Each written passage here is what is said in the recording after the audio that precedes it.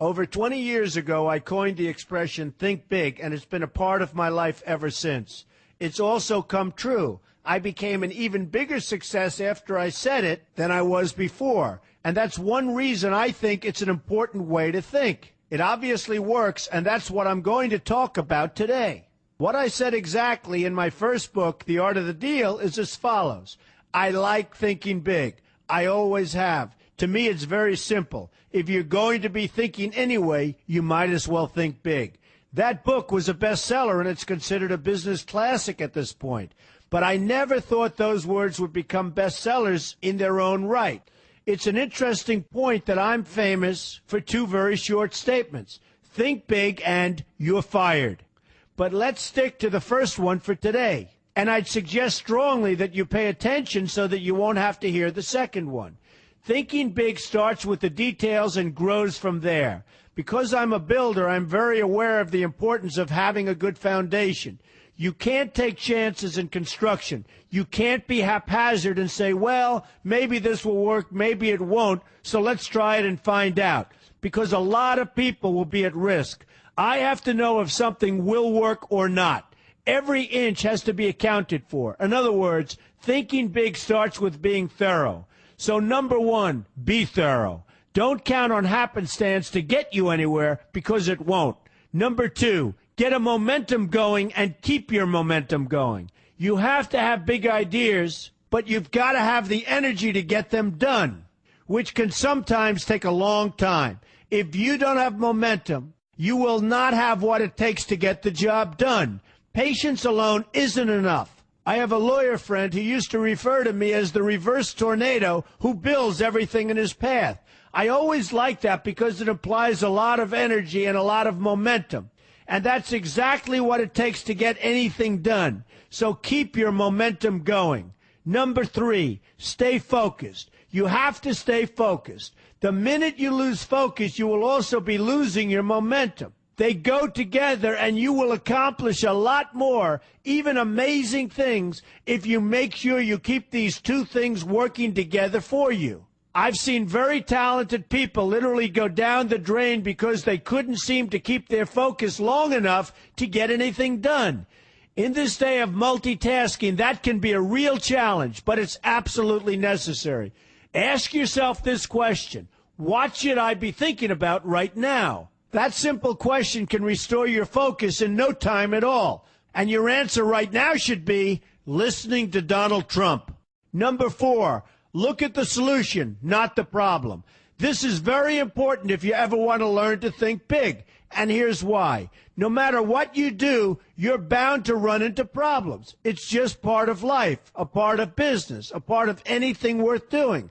If you let the problems get in your way, they'll become bigger than your idea was to begin with, and you will be a wipeout. No matter how bad things look, keep your focus on the solution, and you will be surprised how things can work out, and work out properly. One way I do this is to ask myself when confronting a possible problem, is this a blip or is this a catastrophe? A catastrophe is something like an earthquake, a tsunami, a war, and so forth, and a blip is everything else. Right away you'll have the right perspective and your equilibrium will be restored. So keep your focus on the solution. Number five, see opportunity for what it is, an opportunity. For example, why are you listening to me today? Curiosity? You like me? You don't like me? You want to learn? You have nothing else to do? You want to hear me tell you you're fired? I hope not. But whatever your reasons might be, they've brought you to a good place to get involved and to learn. And that's an opportunity right there. People think that because I'm rich and famous that I know everything. I know a lot, but one thing I know is that I don't know everything. So I ask myself this question every day. What can I learn today that I didn't know before? And you know what? I learn something new every single day. That's a big reason for my success, and the same thing can apply to you. Take the time to see today as an opportunity, and you'll be surprised by what can come your way. Be open to new ideas, and you will be creating your own opportunities before too long. Number six, know everything you can about what you're doing. That's a good way to cover your bases. Another good way is to read the book Robert Kiyosaki and I have written together, Why We Want You to Be Rich. It's about covering your bases and knowing what's going on. I remember when some guys came in to meet with me about a great idea they had for an atrium for a building on Wall Street. It was a beautiful idea except for one thing. None of them had thought about how the building would be supported around this fabulous atrium. They didn't take into account the steel columns that were necessary to support a 72-story building, a very big and embarrassing oversight that could have been avoided if they'd taken the time to think about what they were doing. Don't let that happen to you. Know what you're doing first. Number 7, be lucky. Remember the old saying, the harder I work, the luckier I get. Well, it happens to be true. It works for me, and I've encountered some pretty big successes. But this goes along with something that's absolutely necessary for great success. Be passionate. You have to love what you're doing if you want to be successful at it. My father told me that it's absolutely true. I might work 7 days a week, but it doesn't seem like work to me because I love what I'm doing. If you don't like what you're doing, find something else to do, or do it part-time until you can find something full-time. You will never be successful, happy, or healthy unless you're doing what you love to do. That's just the way it is.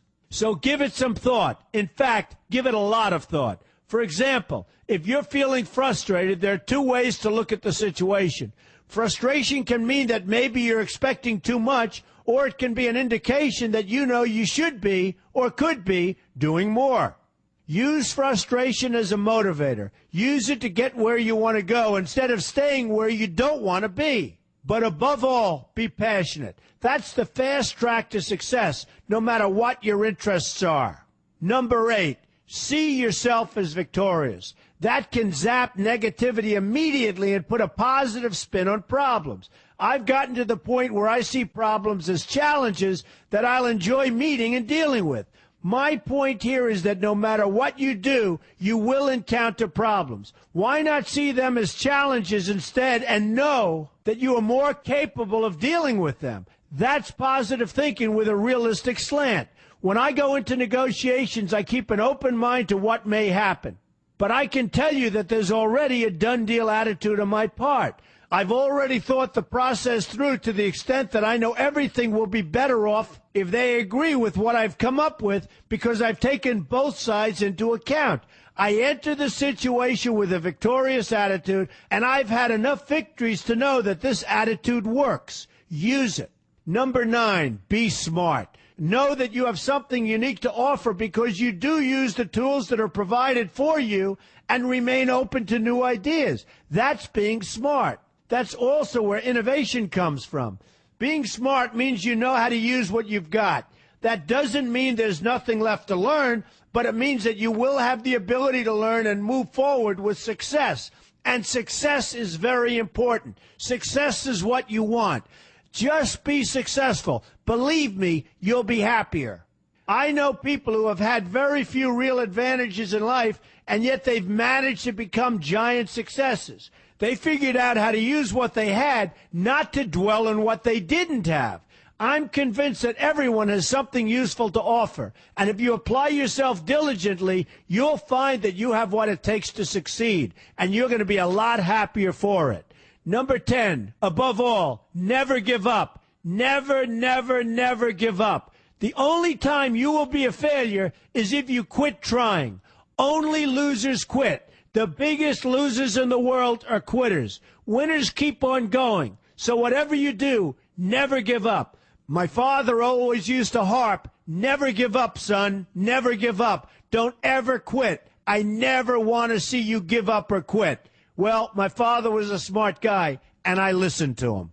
And remember, think big. A good way to start is to read our new book, Why We Want You to Be Rich. 2 men, 1 message. There's a lot of great advice in there for you, and I expect you to pay attention. You're going to do fantastically well. You're going to be a winner, and I'm going to see you in the winner's circle.